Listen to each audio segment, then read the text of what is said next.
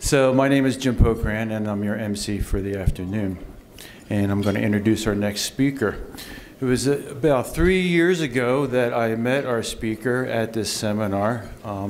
And he fashioned himself, by the way, as a slow journalist. So I met this slow journalist. You could read it in his bio in the program. He's a slow journalist, and we'll learn what that means, I suppose. But 3 years ago, because he's embarking on an endeavor to continue his artistic study of agriculture, water, land, as it pertains to the Southwest. It's part of a bigger project called LandRush. So Uwe Martin came and sat among you 3 years ago and started soaking up issues with the Colorado River. And he actually embarked on a project that brought him in contact with a lot of water users and producers in the basin. He's befriended some of us. And he's created a artistic study of the river that he didn't give me this title, but I did, but it's called, I'm calling it Visual Food for Thought, Water, Ag, and Land. So with that, I would present Uwe Martin.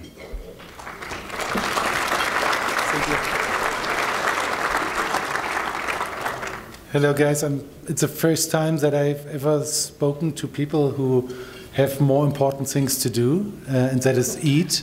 So I'm very, very sorry that I have to interrupt your eating. I think you have some Colorado River water going right down your throat right now, right? Does it taste good? Perfect.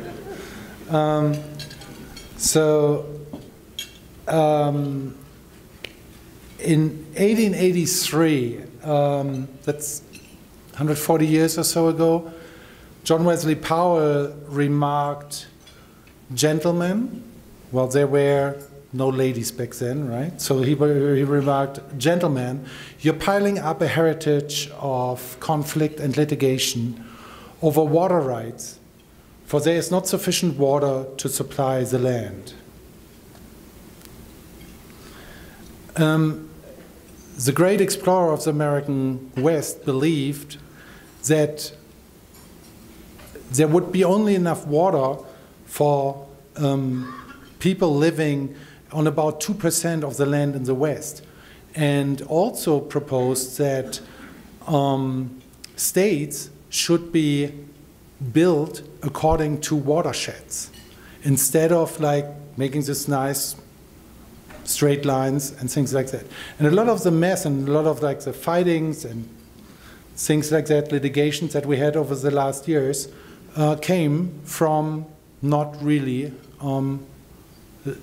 working on watersheds, but rather on just like normal state lines. Well, but then since John Wesley Powell made these remarks, the whole American West basically has turned into a kind of a hydrological society, right? We have built reservoirs, canals, pipes, rivers run in concrete beds, they run across mountains, in the desert, and always up towards money. Right? So we made deserts bloom, cities boom. We have like millions of people now living not only in the basin, but are fed from the basin. And so I started looking into how we force nature into following what we as humans want, and trying to figure out like this thing there. And I started my investigation on water in the American West 4 years ago, and first with a drought in California's Central Valley. Then from there, it was connected to the Colorado River, because California is the largest user of Colorado River water. And so then came up here to follow the Colorado River down the last 3 years. And obviously, it's such a complex topic that so many people who are much more educated and knowledgeable than I have tried to tackle. So I'm very aware that what I present today is just the beginning of a larger investigation. And so I always still have the feeling that I'm still in the beginning of this exploration of whatever's there. And because of that, I just bought a house in this lovely neighborhood at the Salton Sea. And so I'm a resident of the basin right now. This is Bombay Beach. We even have an opera house now. And so you should come visit, right? It's not only drug addicts that are living there, but also some nice people. Okay, so I would like to give you a little bit of, before I start going deeper into the Colorado River, would like to give you a short introduction of who I am and where I'm coming from. Because when I look at Colorado River water and water in the West in general, I come from an agricultural perspective. Not that I myself am involved in farming, but for the last 11 years, my wife and me have documenting farming all over the world. And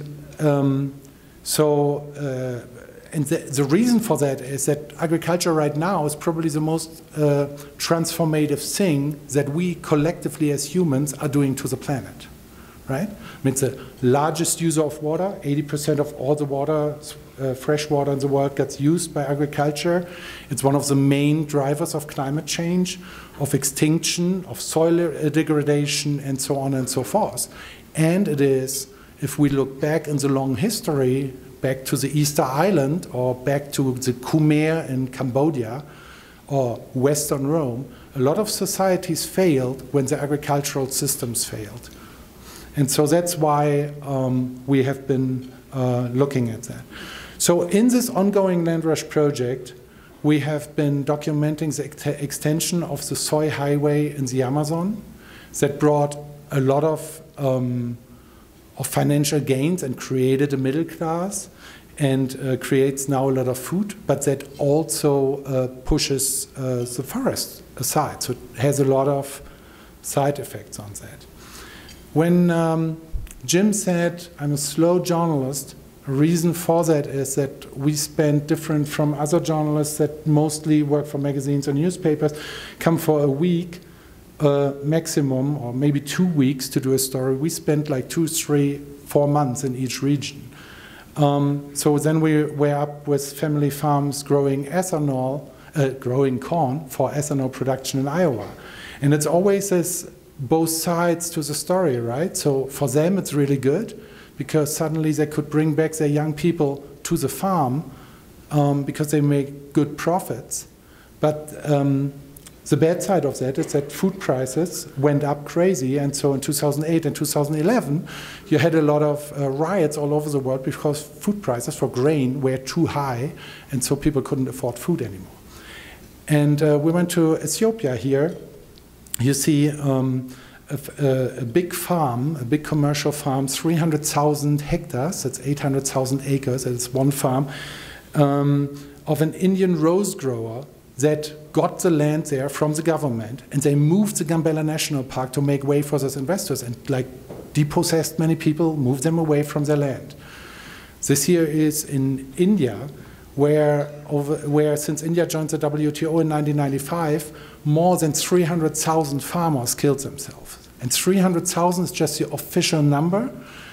A woman by definition cannot be a farmer. She can only be a farmer's wife, or if because the debts are too high and people were drinking out of sorrow and whatever, or they started fighting with their wives, they are not counted as a farmer's suicide. But then it's a family suicide or a drinking suicide or something like that. So we would talk probably about 1 million people who killed themselves there in the last year. It's the largest sustained suicide epidemic that we have probably in history.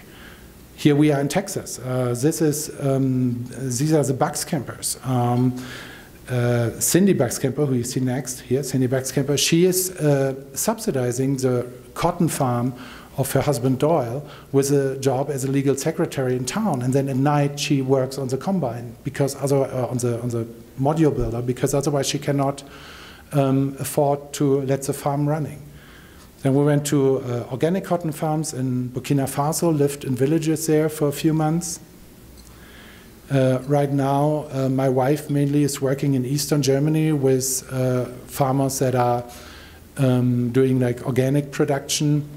They have a full milk circle farm with like a 12-year, how do you call it, like a 12-year cycle of like different crops, so to supply the land. This here is at the Salton Sea. No, Salton Sea will come later. This is the Aral Sea in Central Asia. It used to be the fourth largest lake in the world and dried up because the Soviets diverted water into the desert to grow cotton mainly. And so that created a huge environmental disaster because all that lake dried up gives this enormous dust bowl, and the salt and the dust from that region can be found in the blood of penguins in Antarctica, thousands of miles away. And one thing here is, for example, I really like to have pictures that tell a story on a second level. These are fishermen in Burgoon, which used to be an important seaport. Cotton destroyed basically all their livelihood because the sea dried up, no fish anymore, everything got destroyed. And here they are preparing a place of honor for a soon-to-be wed couple with cotton, right? So they wish people luck with the thing that destroyed them. But now let's go to this region here. I like to be talking about 4 different things that I have been following a little bit. One is about return flows and trans-mountain diversion. The second one is about the delta that is dry. I think we have to be thinking about future climate because that is one of the key things that will change the whole equation of what we have right now. And then my new home now, the Anthropocene dilemma at the Salton Sea. You have heard the term Anthropocene or Anthropocene, right? That's a proper English word. Is it? How do you pronounce it? That's right? Okay, good. Sorry for my English. Yeah, so I started up here, and the first guy basically I met is Bill Trampy, who is, you know Bill, he's right there, and Bill and his lovely partner Barbara invited me in to stay with them, and I'm really grateful for that because a lot of times they have been portrayed in media reports a little bit as a villains, right? Because they are using a lot of water on flood irrigating meadows. And so a lot of people portray them always as like these old guys who are always have their water rights and wasting it and using it. But what I came, over the last 3 years, what I came to realize, and Bill probably doesn't like that term, but is that Bill and Bob are probably also the most important environmentalists in the Gunnison region, because a lot of the problems come from building like large mansions and new developments and ski resorts. And so instead of like selling all that land, getting rich, and spending the rest of their and their children's life on a nice island, private island or something like that, Bill decided to put, and I hope I don't tell secrets now, right? To put the land on a conservation easement. So basically that land will be protected from all that development. And I personally think that is a very interesting way of having a big environmental impact there, right? And protecting it somehow. So I would call him an environmentalist. Anyway, let's hear what he has to say. They call this country high mountain desert. Well, it is, but we have access to irrigation. All these meadows are what we call flood irrigated, and we just turn large amounts of water out across these meadows simply because we're irrigating old-time gravel beds. The good thing about that is once we can get that gravel full, then we can make that water travel long distances out across these meadows. But until we get that gravel full in the early spring, we can't accomplish much on the surface. And everybody thinks that's really bad. But to me, that's that cobble under there that we're filling up with water early in the spring is almost like an underground reservoir. And as the season progresses, that water starts draining out of this aquifer, and it runs back to the river, and it supplements the river all summer, late summer, and into the fall.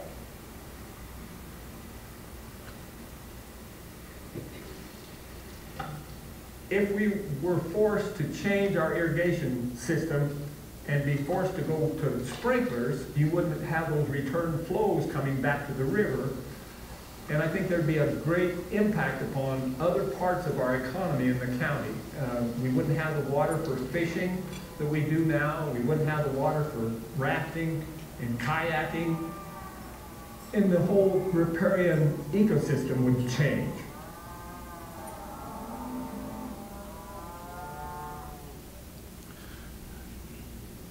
One of the,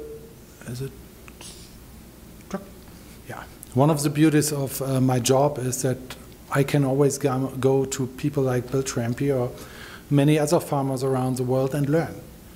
And the thing is, like, when you do your research only sitting in my office in Hamburg, I can only repeat what other people have been looking at before. And so the best thing is always, when I come here, have been reading a few books and scientific studies and stuff like that, but then come and then on the ground figure out something completely new that I didn't know and actually find out that I was wrong. That is the best thing. That's called learning, right? And so I think we need more of that to really tell people stories, because as journalists, what we are very often are kind of like a translator or a bridge between the experts like you, who all know like the ins and outs of water, and I will probably not know as much as you do, and will probably never do that, but be able to have a translation from that to a normal population that doesn't know shit about it, right? I mean, water comes from the faucet when you turn it on, right? Like electricity comes from plugging it in, right? So what's very interesting also is what I had to learn is all this thing about like trans-mountain diversion, right? I mean, this is the Colorado River. That's a grand ditch here. And the grand ditch is above the source of the Colorado River. The official source is like a few feet down from here. And even there, they take the water away and move it over to the Front Range. And use all this canals and stuff like that, because 80% of the water falls in the west, 80% of the population lives in the east and in the state of Colorado. And so that is that. And that goes on in all the system. And right now we see that Lake Mead, Lake Powell, all the big reservoirs are in really bad shape, right? And that is, for one part, because it is heavily over-allocated.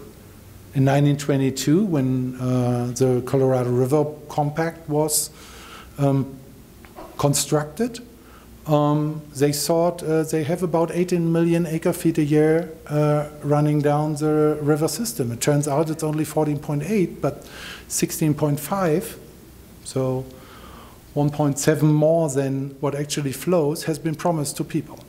And so that doesn't work. So over-allocation played a big role, but another big role played the drought.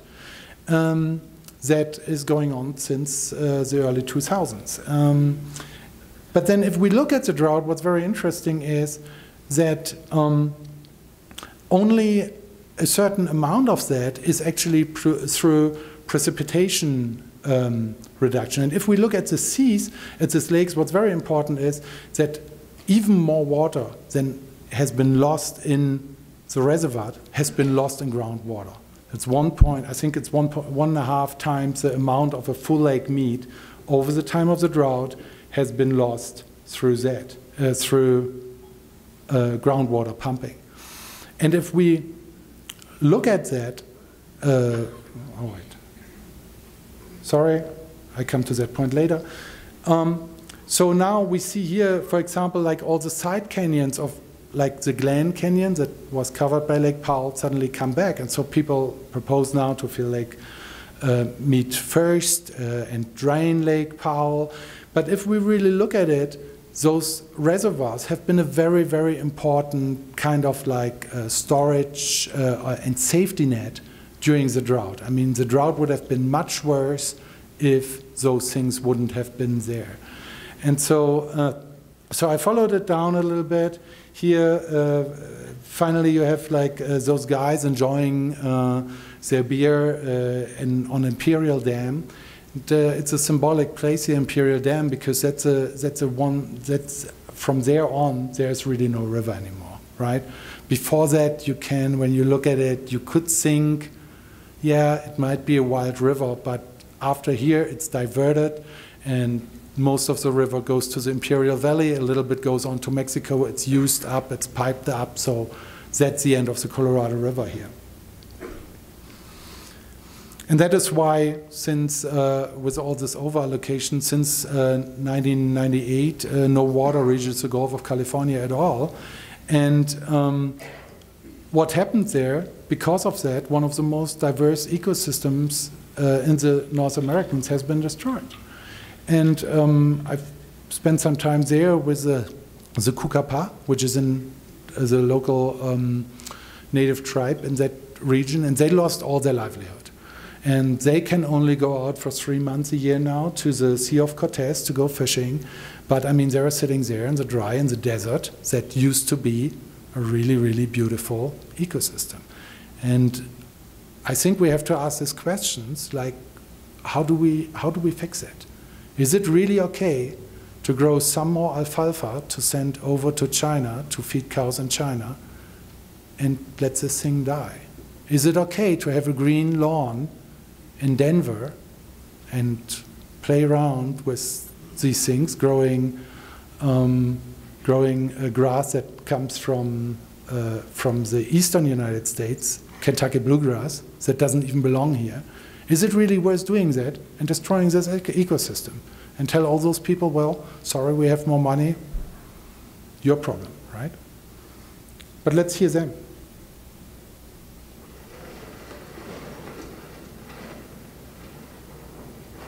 Nuestro hermano del río Colorado ya se acabó. En el río Colorado pescamos todo el año y hoy ya no, porque ya no hay agua, ya se están muriendo, ya se murió prácticamente todo. Lo único que hay en el río Colorado son las aguas de los riegos que llegan de las parcelas, ya no hay pescado, ya no hay varias especies de pájaros, ya no hay muchos, ¿qué se le puede decir? Hierbas, matas, ya no hay. Las que venían con el río Colorado ya no están sobreviviendo, como al igual. Si el gobierno no nos da agua del río Colorado, al igual que toda la fauna, y al igual vamos a morir también nosotros.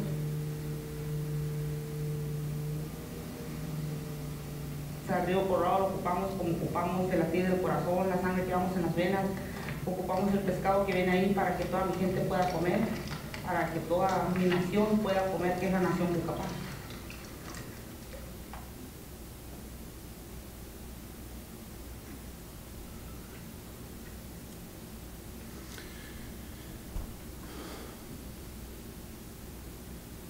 Yeah, that's how it looks like. That's what used to be a Colorado River there, right there. That's it, right? Okay, so the drought of since 2000 has reduced the Colorado stream flow by about 19%. But if we look at it, only about 2/3 of that is because it's dry, there's less precipitation. The rest of that is through more heat, evaporation. The temperatures have been about 1.6 degrees Fahrenheit higher than they used to be in the long run of the last century. And because of that, more water got evaporated. And what is projected with climate change, which is pretty clear now, that about the temperature will further rise to about will rise by about 5 degrees Fahrenheit till 2050 compared to the last century. And that would mean, with just evaporation from the soil and from the plants, because they have lower growing cycles, that just because of more heat, not talking about less snow or anything, the Colorado River flow will most likely reduce by about 20% by 2050, and by about 40% by the end of the century. I documented the drought in California, I told you. One of the things is that 75 to 80% of all the water in California comes from the snowpack. And one thing that is really susceptible to human-induced climate change are the areas between 5,000 and 8,000 feet. That's where the freezing line is, right? Where the water freezes, where you normally have the snow. Even a very small increase in temperature changes precipitation from snow to rain, and the snowpack is reduced. And then because the sun hits, instead of a white surface, it hits a dark surface that starts, how do you call it, like a self, I have this word somewhere,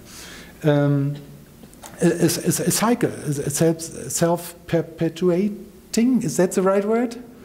Sorry guys, sometimes I just visit. Cycle, because the ground is darker, so it doesn't reflect as much sunlight, so the air around it warms, and so that is expected that if greenhouse gas emissions aren't curbed, that snowpack will melt in the Sierra Nevada of California about 50 days earlier. And the whole system of reservoirs is built to live from a gradual melting of snow, right? Because there are not the storage capacities like here on the Colorado, it means there will be more floods and more droughts, because you cannot always keep the reservoir full, because then otherwise if you have a big rain event, you run the chance of like creating big floods and bringing that down. So the whole system that was created 100 years ago, 150 years ago, and that worked pretty well to some sort, is at least questionable now if it works. And that then brings us to the last part of this talk, and to another project that we thought we figured out so well. Here is truly a miracle in the desert. A whole new outlet for the crowded millions in big cities. A Palm Springs with water. Here is where you can find the good life in the sun. Today, the Salton Riviera, beside the blue Salton Sea, is the place for you to take charge of your future. You can come as you are, no reservations required. Enjoy life at the Riviera.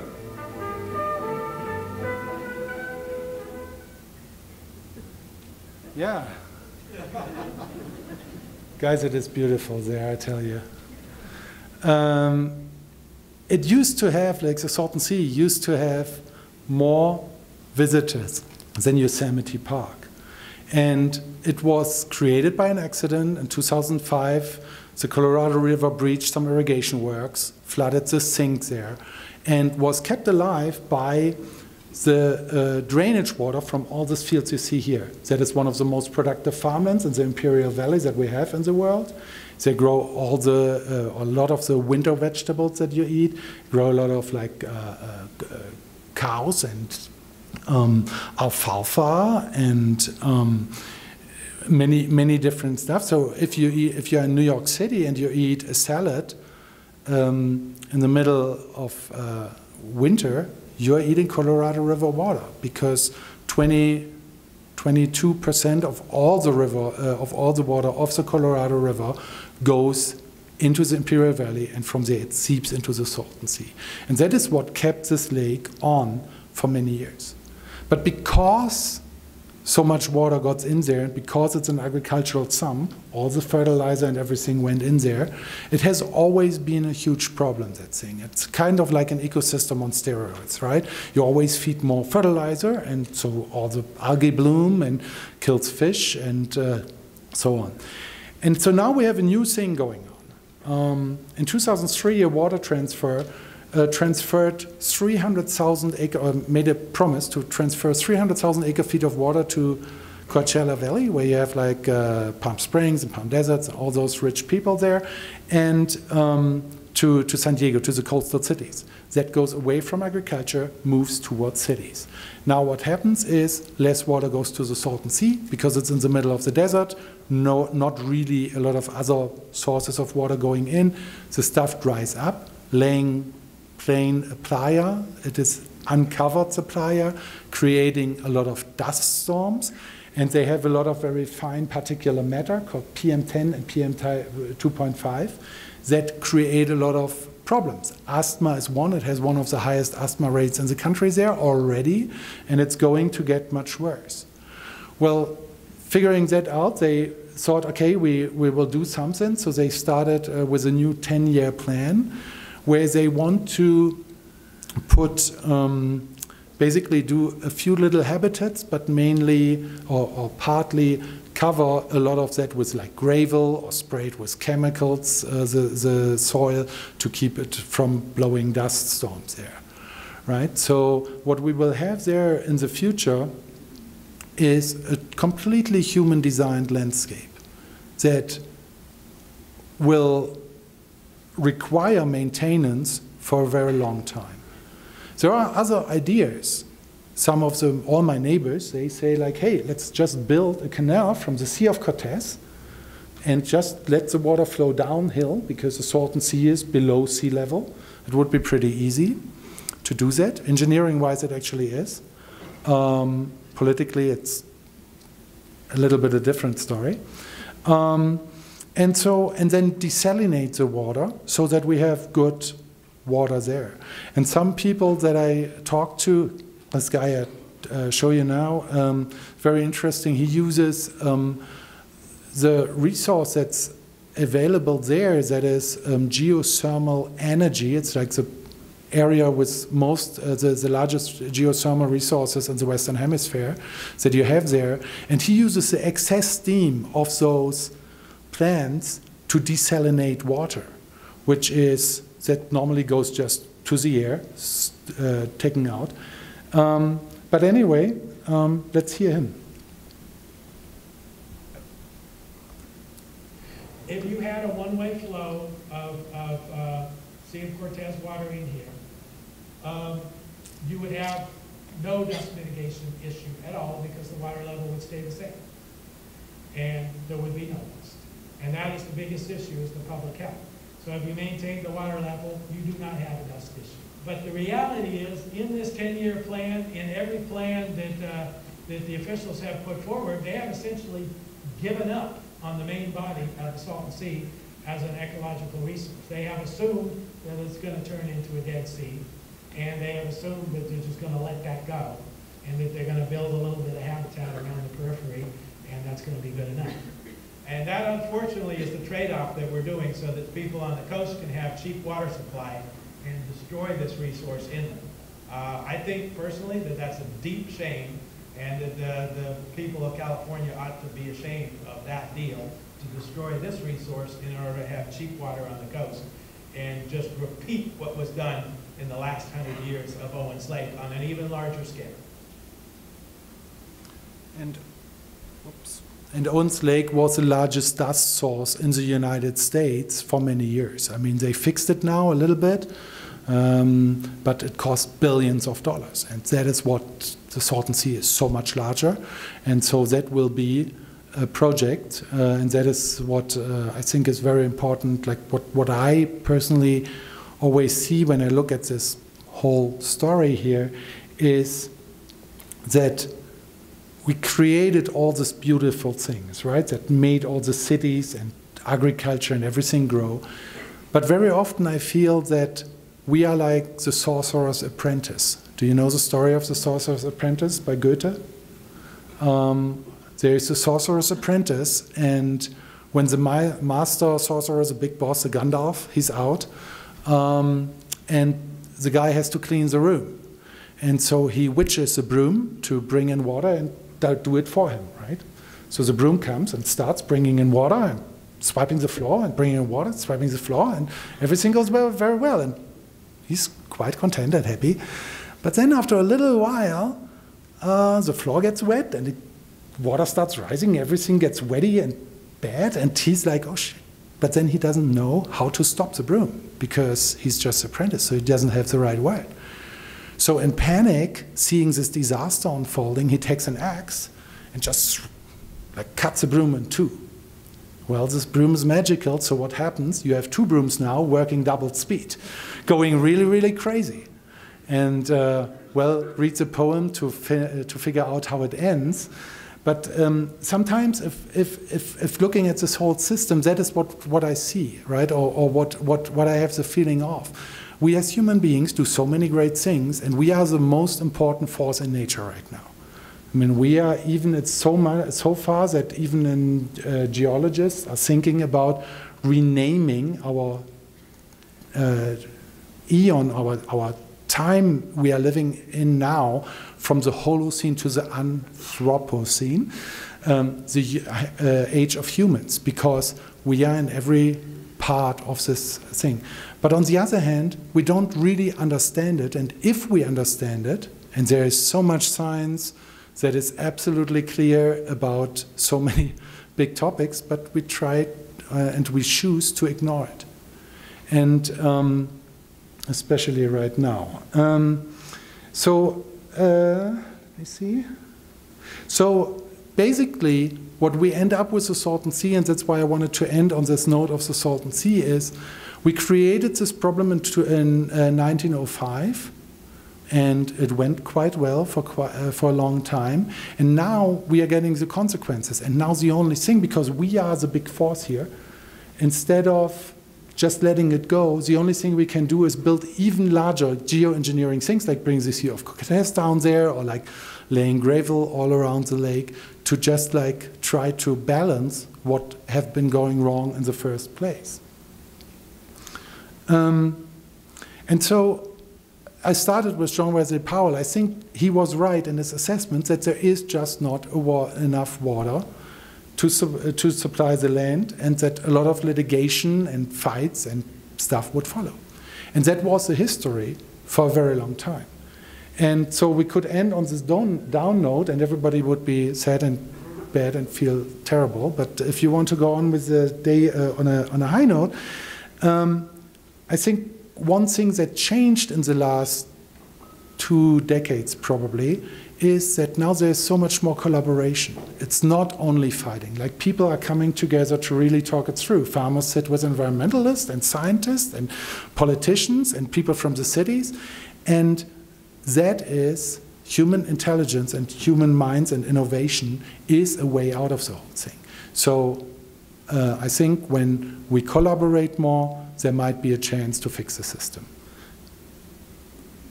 Thank you.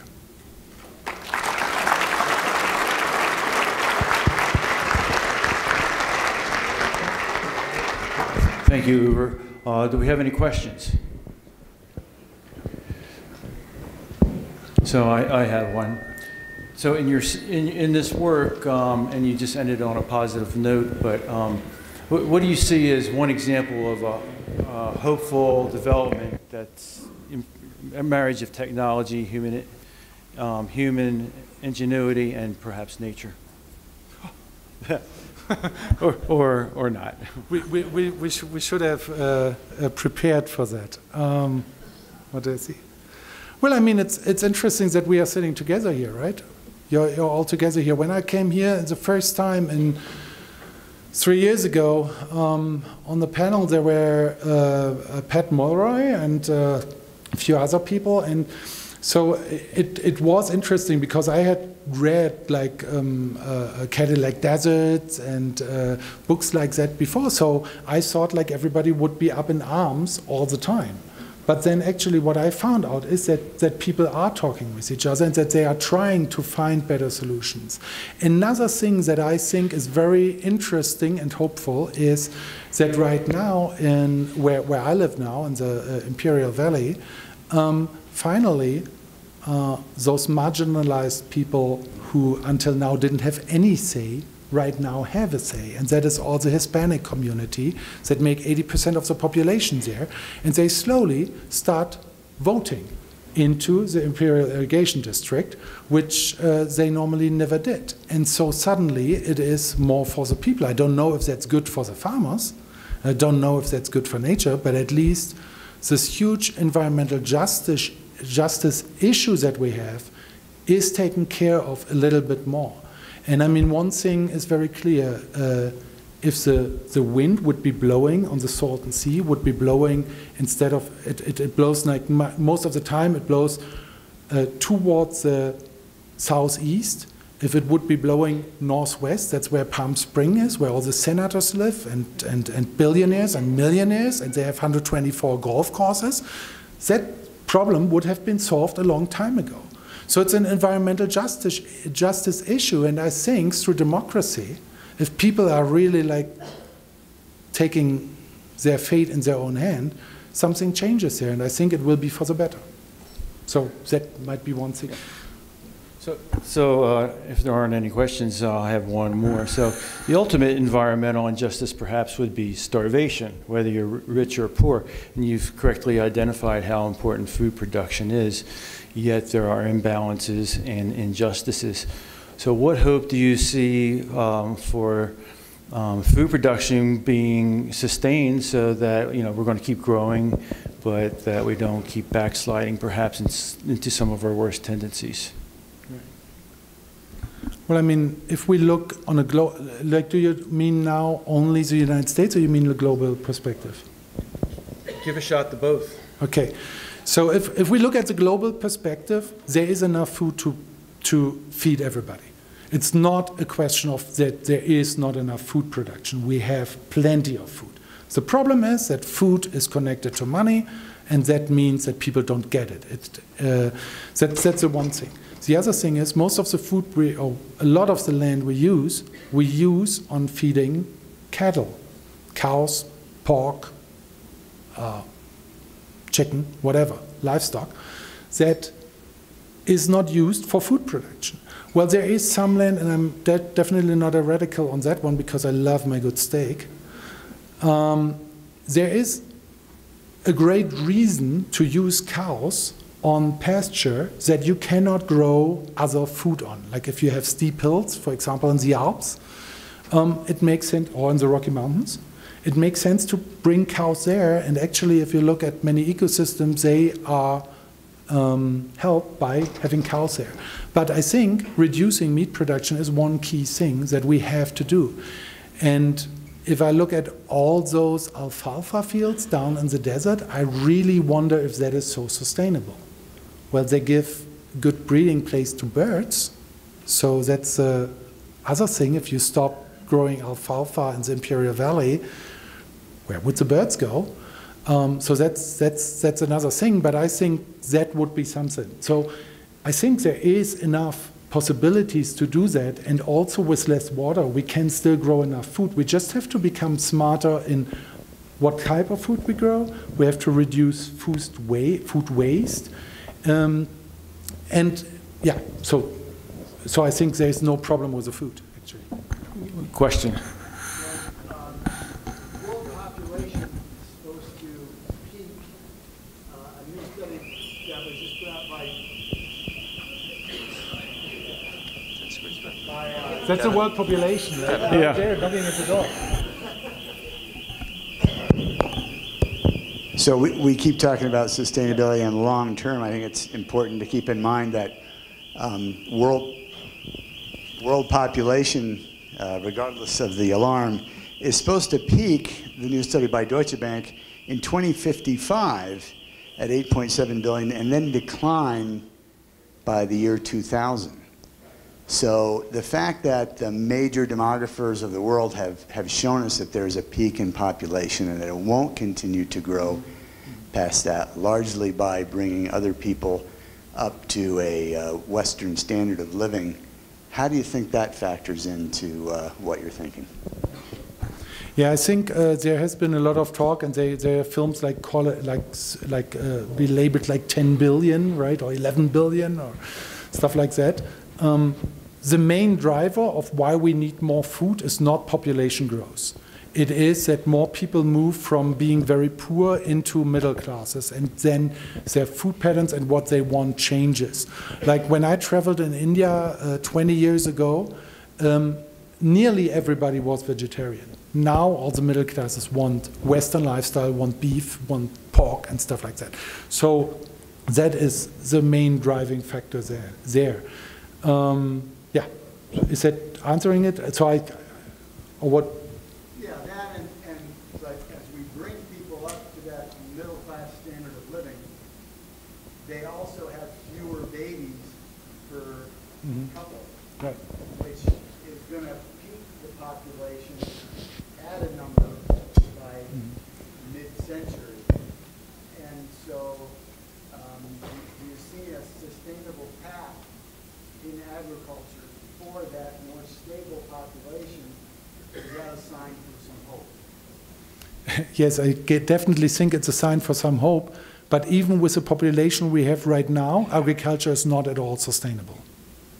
So we need to bring agriculture, that's my personal view, into a sustainable pattern, that it stops being a main driver of climate change, that it stops creating all these dead zones in the Gulf of the Mississippi Delta and wherever all around the world, that it stops being one of the largest drivers of extinction, starting to bring more things in so that birds and mammals and stuff can find habitat. So I think there is hope, but still we need to get better in how we produce food right now. Because how we do it now, even when the population stays the same, and even when we keep everybody poor, still it's not sustainable. I mean, we are on a bad, I don't know if you know World Overshot Day.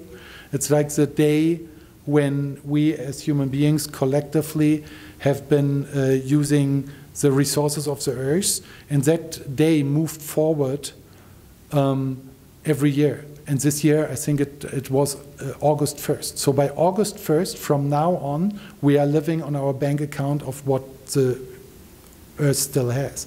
And we do that in irrigation. When we look at groundwater, I mean, that's like our saving accounts, right? And it's taken off everywhere in the world. In India, the Punjab is like heavily over-allocated. The Ogallala Aquifer is sinking down. It's like all over the place.